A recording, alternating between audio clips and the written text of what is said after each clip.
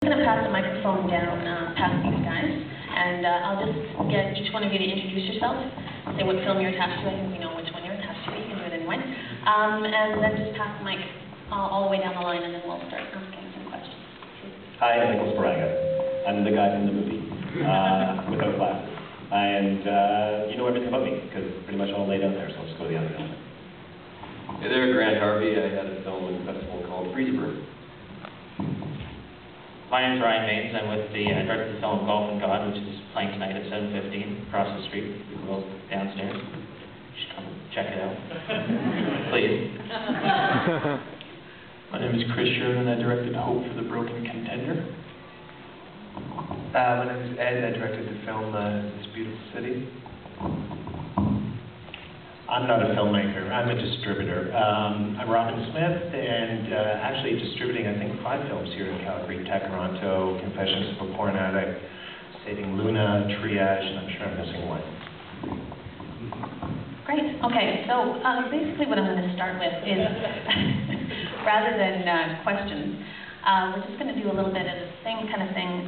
Tell a little bit about how your movie was made. I think yours was pretty obvious, but maybe just in terms of what we could learn details-wise. How much money did you end up getting from Telefilm in order to do this component? Did any of the funds go towards making the film, or was that all credit card? And Actually, yeah, Telefilm gave, the movie was made initially for $35. First of all, I just want to thank everybody for coming. This is an awesome turnout. I mean, it's great to see this many people out for a movie about why people don't go to the movies. So I think most Canadian films will be really happy to have this many people out at any given time. I mean, Sidekick was made on credit cards and weekends for $35,000, and once it started to get to the film festivals, I sent literally a Hail Mary email into Telefilm. I didn't know anybody there, and they had already turned it down to the development stage. They told me that really Canadians don't make superhero movies, but they do, and then if you do it.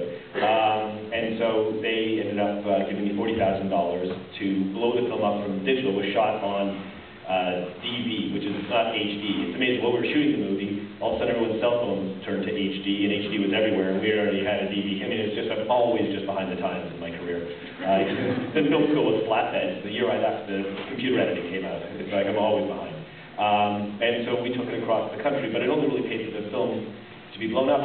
Again, back to the credit cards, and funded the tour across, but I didn't really tell Telefilm I was doing this. You know, I didn't know how it was going to turn out, and I didn't know if it was going to be career suicide to make a movie like this, especially if there was going to be some serious debate about whether or not Telefilm should exist, you know, which ends up it's a fairly soft discussion within this documentary. So, you know, I put it together, and once it was all finished, I had a private screening with Telefilm Toronto. They loved it. The new head of Telefilm, Stephanie Azen, it's just fantastic. It you know, brings up a lot of the things that are important to them, and you know, it says, yeah, it discusses us critically, but in a way that at least there's somebody defending them. So, you know, I certainly feel that this was better than just being a little DVD extra, which was all it was essentially meant to be on Sidekick, was a DVD extra.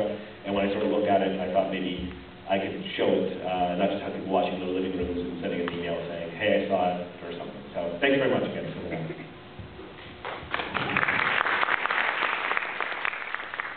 how did you do your movie?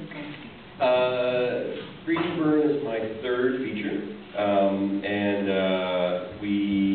my producer Josh Miller from Edmonton had the script for like 12 years, and it went. I think it racked up every cent possible through the Telefilm, through the channels of development, and then he financed the movie through the sort of standard methods of distributor advances from broadcasters, etc., and a foreign sales agent put some money in, and then Telefilm came in. I think the budget was around like $4.5 million-ish.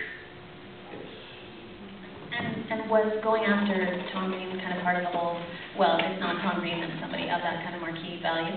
Was that kind of the strategy from the beginning? Yeah, I mean, Josh, the movie is meant to be, you know, it's a very commercial sort of movie.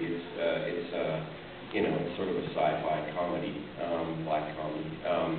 So we always wanted to have a marquee type person in the lead, and certainly because we had a foreign sales agent, there was obviously pressure to have.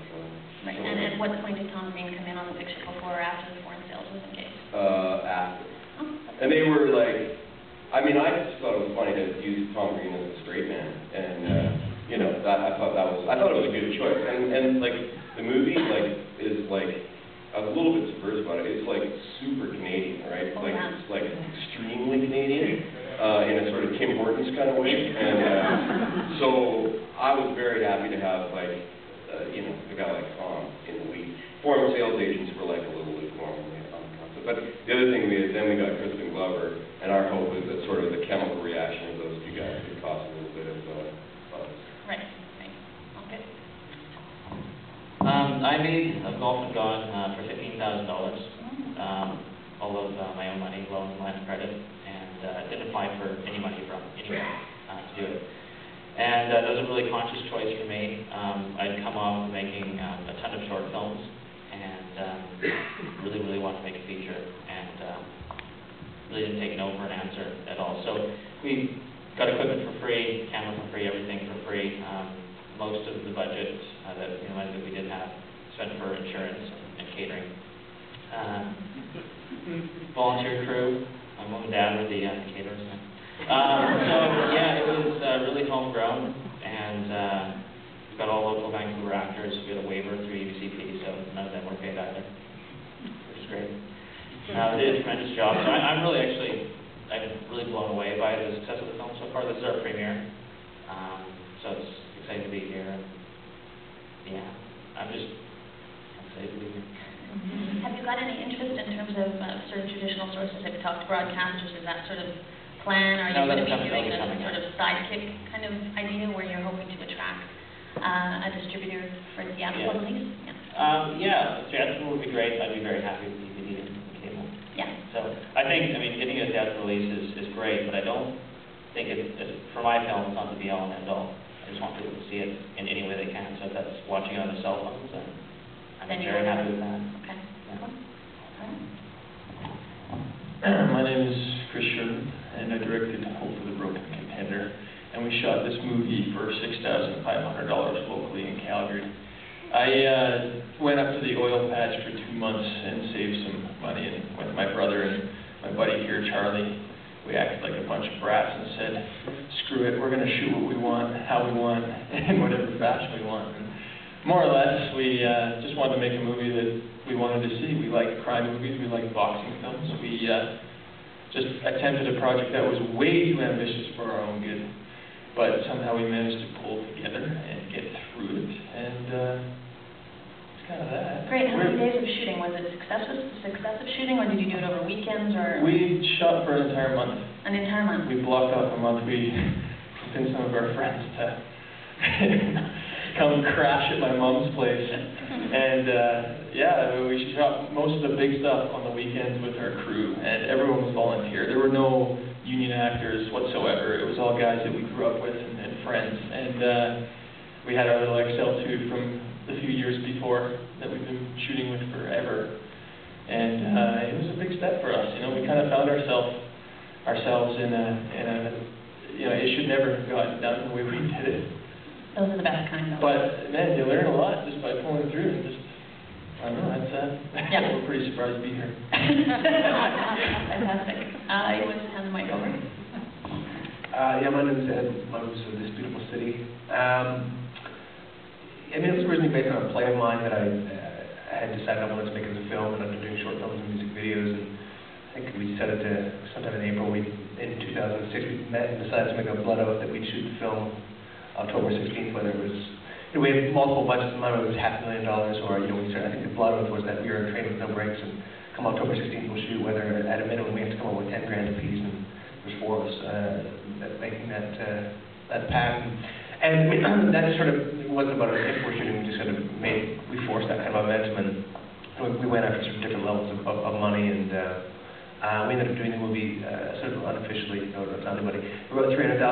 Officially it was down for like 125, and then because it was blown up to 35, and because the bill we had sort of about a dozen bands writing the original soundtrack for the movie, which is actually a Calgary company is putting it out on vinyl very shortly. So yes, we shot it for that amount of money, and we sort of pieced it together through we got a distributor on board, Slow Pictures, just before we went to camera. That was a weird thing. We ended up we agreed to sort of, my partner and I take out a line of credit for basically $100,000, and then get, we knew based on sort of the tax credits we could get, and then if we had a distributor, and Seville had been interested, and I seem to do my best work getting people interested when I'm drunk at festival parties, but I'm more charming than it. But anyway, I sort of called them in a moment of panic, saying, okay, we're shooting in 2 weeks, we don't have a distributor, and would you take Quebec for free, just so that just to sign on essentially like as a favor, and I don't expect you to pay anything, just take Quebec for TV or whatever, then I would at least technically I'd have a distributor. And the project had evolved at that point, and they just really liked it and wanted to come on board, and so they did. But yeah, it was definitely a bit of a buzz of the seat in our pants. I'm really happy the way we made the film. I feel like I made the movie entirely on my own terms, and like creatively. And if you come to the movie, if you hate anything, it's entirely my fault. I can't blame anybody else, because I really felt like I got to make a movie entirely the way I wanted it. And I feel really, sort of proud of it. It was a really good experience. So we had a small theatrical release in Toronto. It's coming out on DVD next month in December. It's out across the country, and it's been sold to TV channels and stuff as well. And I think there's a couple more cities we're trying to get them like small, sort of 3-day kind of runs in theatrically. We've got these. We got one bad thing about when you sign with it, because Seville, when we signed with them, they got bought by this giant company, Entertainment One, that is kind of like a Borg, acquiring all these other civilizations that it comes into contact with, and they've now just bought like half the distributing companies in this country and other ones too. So suddenly we went from being a small movie with a mid-sized distributor to being like a tiny, tiny kind of film up against Goliath, and sort of fighting for attention is a little tricky. So the one has been a challenge of getting, attention for the movie, but at the same time, we made it entirely on our own. I had a point that I got sidetracked on that, who actually worked with Seville and was responsible for putting the movie out in English Canada. So good segue to Robin. Yeah, I don't know what I'm going to say, because I didn't make a movie. Yeah, well, I think what I'm going to ask you to do, Robin, is just sort of describe the personality of your distribution company, because you've kind of gone through a little bit of an evolution in terms of where you and I first met and where you're at right now. Yeah, no, I think, I've gone through every Canadian distribution company alphabetically, actually, which is really weird. I've been in the industry for about 16 years, and started with Alliance and went down to TVA. So yeah, no, honestly, the last company I worked with was a company called Capri Releasing, which was interesting. It was a production distribution company run by a completely insane woman that produced Thailand, Terry Gilliam's film, which I'm guaranteed no one saw here because it made no money at all. Anyways, long story short, we were working on Away From Her, which was our project, and I had to leave the company 2 months before we released the film, mainly because I was the only person doing distribution. All my staff had been fired. At that point, I left and was still working, doing some bookings and so forth for Seville, and decided to start my own company since I was doing everything myself at Capri. Might as well do it for myself.